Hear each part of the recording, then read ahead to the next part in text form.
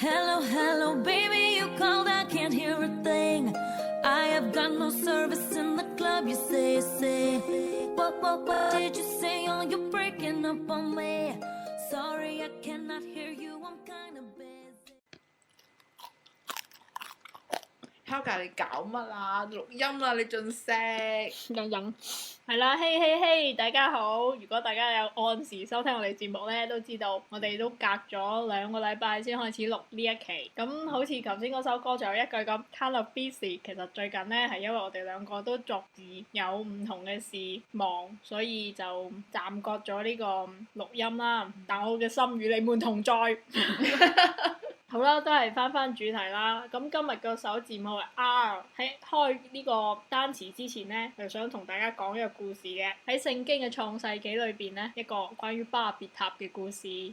聽過巴別塔？有睇過嗰部電影。巴別塔呢個故事呢，就係咁嘅，就話呢，喺以前呢，即係上帝創造咗人之後呢，咁其實所有人都係講同一種語言。於是呢，佢哋就覺得人越嚟越強大啦，咁佢哋就決定呢，要合粉起一座通天塔。所以咧當年個電影巴別塔亦都有譯名叫通天塔，因為佢就係想起一座通天塔嚟到揚我們的名咁嘅意思啦，即係揚我們的名，即係紀念翻人自己嘅。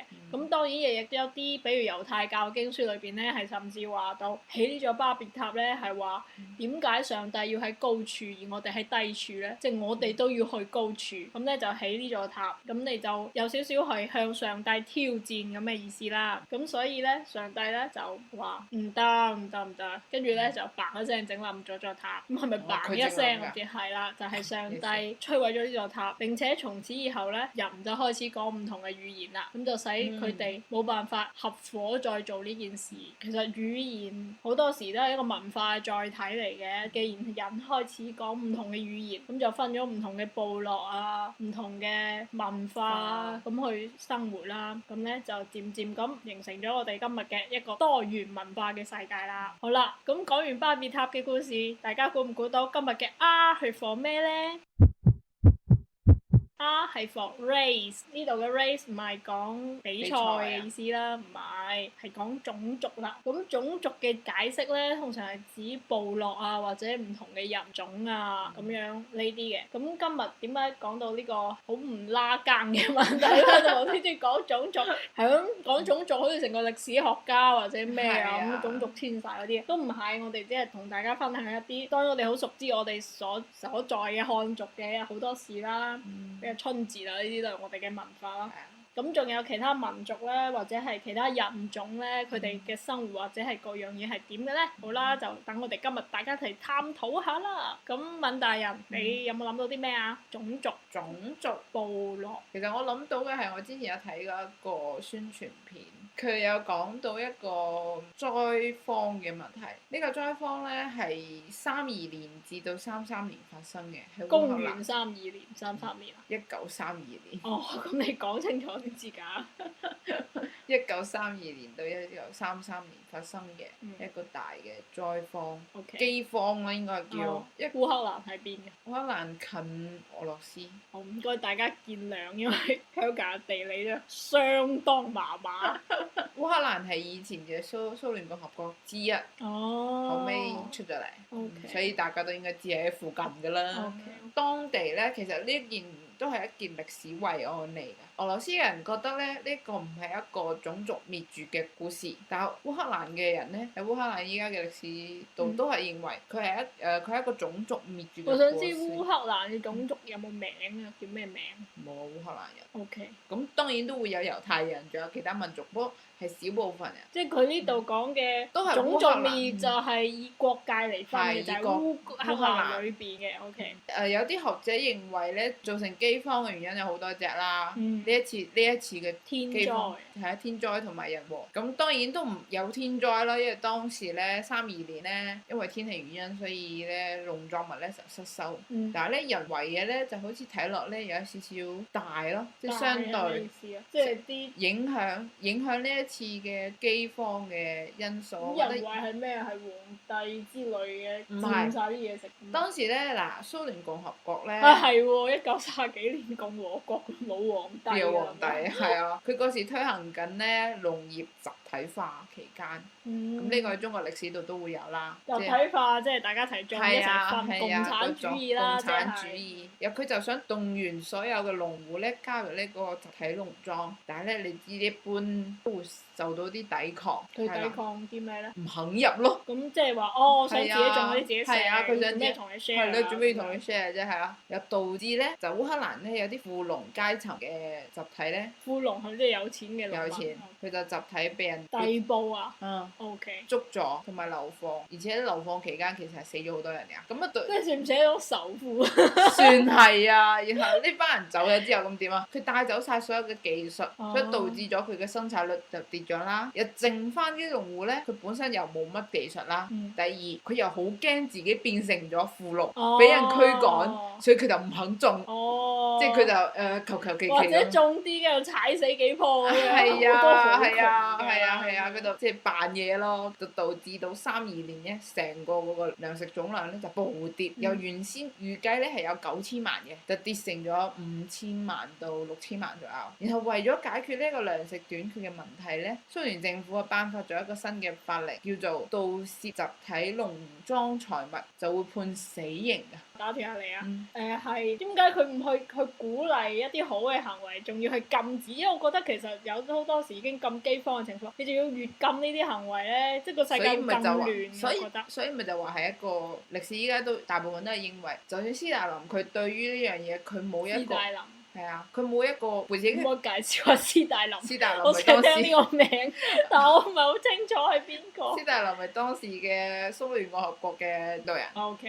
佢雖然佢冇直接原因，但係因為佢嘅領導錯誤，所以都有可能佢冇呢個心，佢想導致呢次嘅饑荒，但係佢嘅行為都。即係我不殺白人，白人因我而死。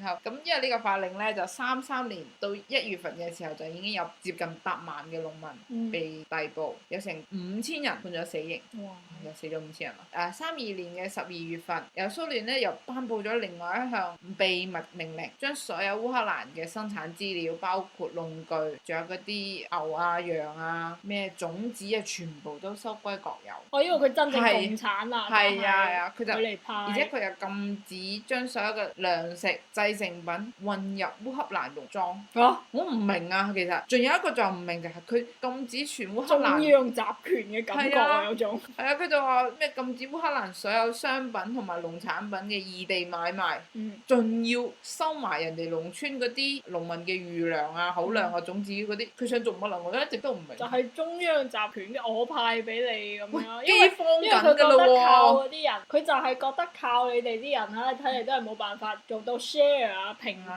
啊咁樣。你不如集中晒俾我嚟 share 俾你哋咁樣啦。但係已經死緊人㗎咯喎，嗰個時候。佢其實呢個係佢想唔再死人嘅措施，因為佢覺得死人就係因為啲資源唔集中啊嘛，咪分配不均啊嘛，咁佢諗住集中晒我哋分配咁樣。但係有冇啲咩腐敗嘅問題咧？如果係咁嘅話，就更加會更慘啲。咁歷史又冇講到呢一 part。個腐敗好難腐敗啲米嘅，一班都食唔晒好多。導致到咧就33年嘅春天咧就極其嚴重嘅饑荒啊！有蘇聯同烏克蘭政府咧當時就做出一個補救性嘅命令，向饑荒地區咧運去32萬噸嘅糧食，即係好似你咁講啦。但係咧佢好神奇嘅就，佢之前嘅秘密命令入面有一項就係話禁止。個秘密命令係頒邊個聽？即係頒俾啲軍官啩。咁啲農民係唔知㗎咯，講秘密命令，佢就知有啲人係咁入去屋搶，佢都唔知咩事㗎喎。咪即係咯，可能頒咗俾啲軍官，然後跟住佢守晒啊，係啊，禁止晒啊，就啲農民都好。啲窮人喺唔知道佢會派翻俾我嘅情況下，我都好絕望㗎。如果係咁，你真係逼死我啫。佢仲要呢邊話去運糧俾人哋，呢一邊仲要收翻佢哋嘅餘糧喎。即係佢個秘密命令仲喺度進行緊㗎喎，而且佢仲當時係禁止災民向外流動，唔俾佢就困死佢。好毒啊！咁一般呢啲饑荒咧都會係咩咧？我記得個 video 入面有講到咧，我唔記得咗係咪呢件事件啦。但係一般咧呢啲饑荒事件發生嘅時候咧，都會係咩咧？開始先食貓狗，跟住開始食寵物，唔係就再食。如果有動物園，就再食猛食獸。動物園真係，咦咁我饑荒唔怕喎，我屋企就住喺動物園隔離，但係啲動物唔會食咗我先咩？你要等動物園先，啲動物先餓暈先。係咯。入到後尾先至係食人，食人嘅話咁有先食死屍同小朋友。入到後尾真係冇得食啦，咁啊開始你殺我又變成死人。人間煉獄。係啊，好恐怖！呢次饑荒其實有導致240萬人至750萬人嘅烏克蘭人死亡。200至700萬。因為不過數據係好大。而且點解係咁樣一個數據咧？係根據翻當時一個烏克蘭嘅一個總人口嘅1/4去計嘅，就應該係700萬左右。但係咧，因為揾到嘅骸骨可能得200幾萬。唔係，依家冇辦法統計啦，所以咧佢就可以估計。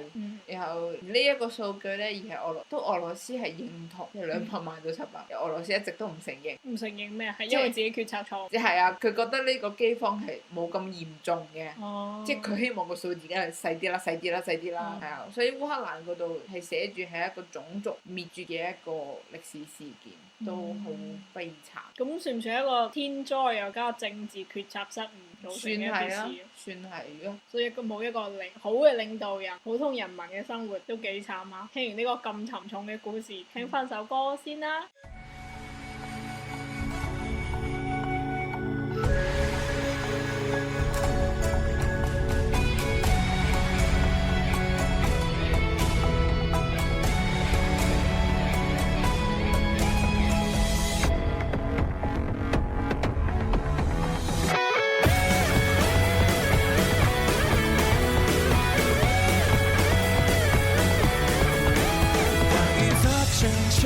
是为了阻挡所有自由渴望，当一份信仰再不能抵抗，原地战乱饥荒，来临了乱芒，天地里人亡，无畏孤忠残，只怕长生伤。夜未央，天未亮，我在星辰大沙场，只盼望此生再奔向思念的脸庞，泪吻干，心万两，是什么一样在滚烫，如着去把我无悔的狂妄。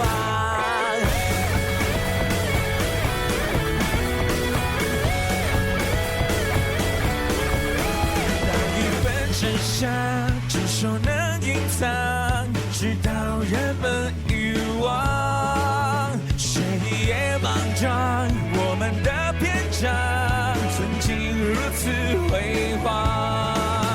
让清甜秋娘一醉解惆怅，不悔少年王，誓愿壮翅膀。夜未央，天未亮，我在心存的沙场，只盼望此生再奔向思念的脸庞。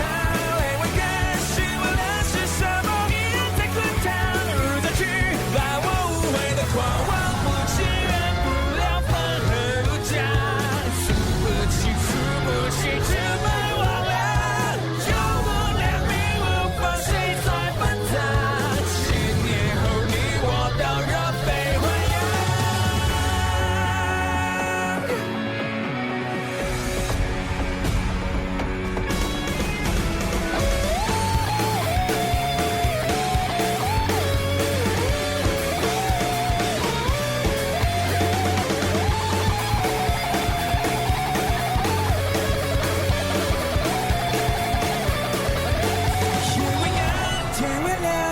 在心存的沙场，只盼望此生再奔向思念的脸庞。